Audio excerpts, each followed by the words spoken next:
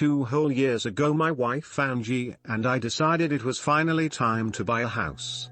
We knew it was anything but a buyer's market, but we were sick of paying triple what a mortgage would be in rent every month.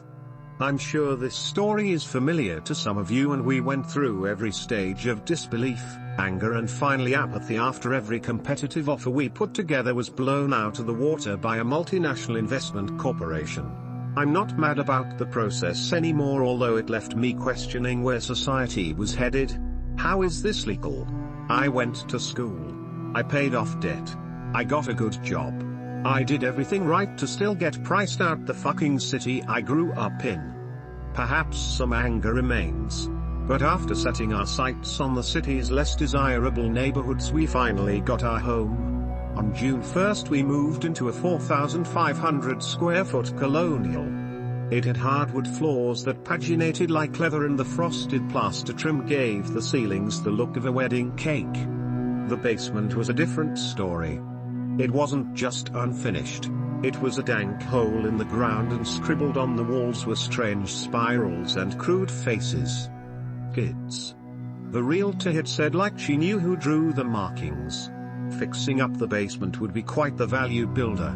So, sure, the kitchen had composite counters and the basement needed a sign above the entrance that read, "Abandon all hope ye who enter here," but we had a home. And a damn big one at that.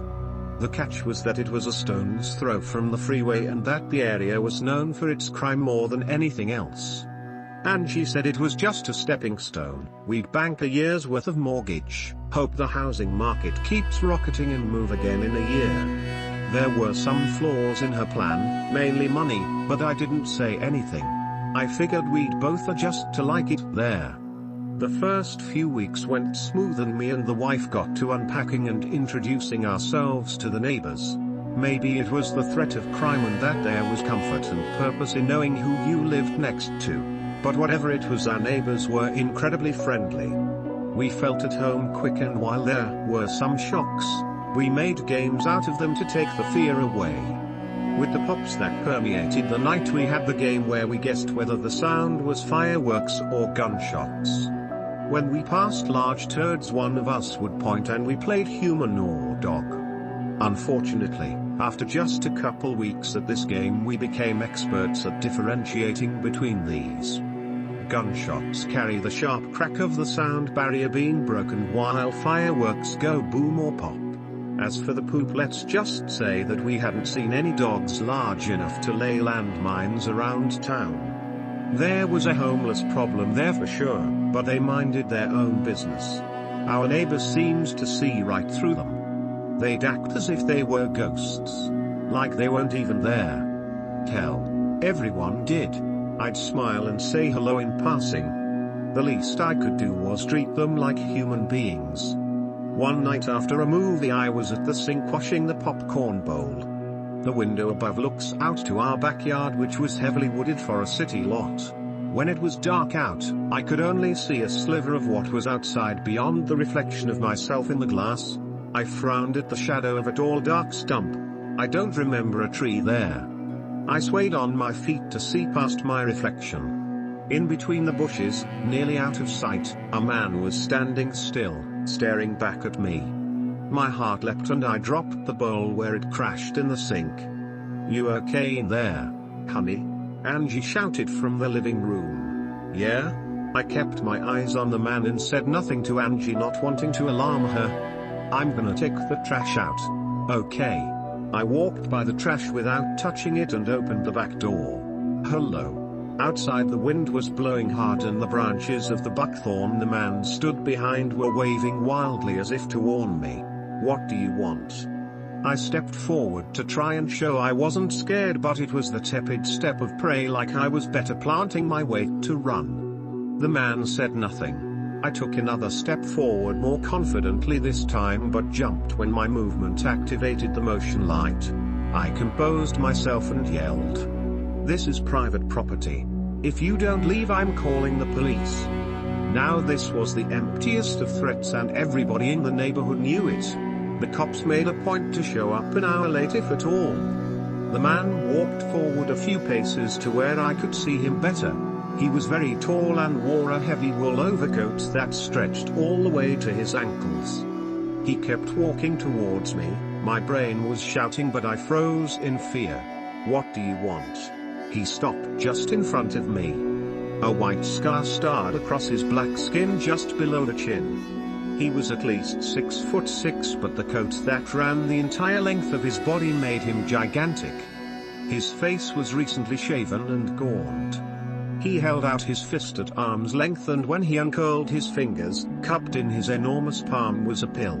"I don't have any drugs," I said. His face didn't change any. There was no want or question in his eyes. "You want me to take it?" I pointed at his hand, but still his expression was static.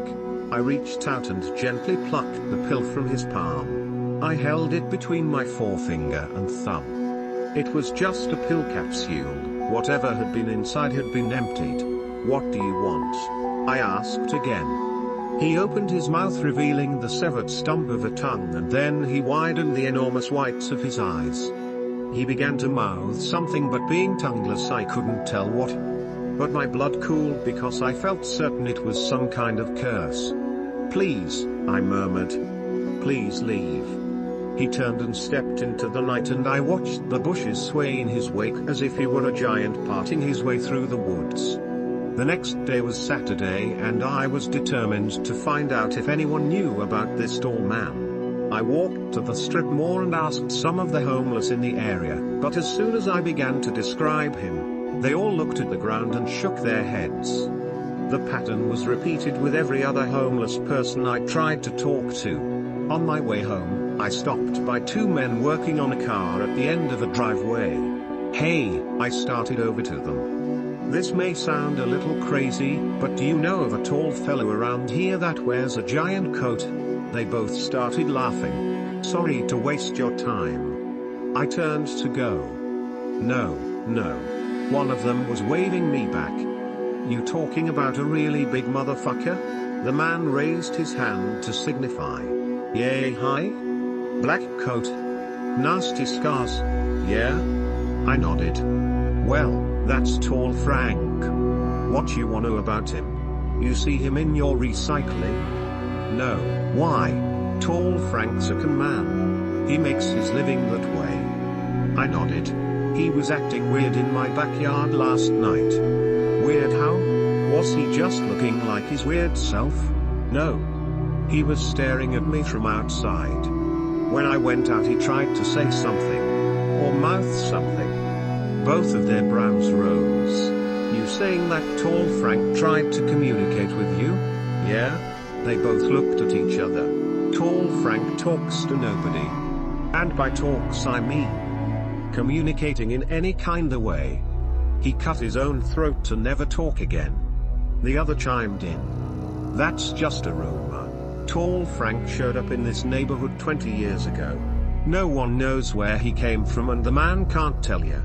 "Yeah, people put all kinds of legends to those scars. Some say it was dog that bit him. But I never seen no dog that'll slice your tongue out.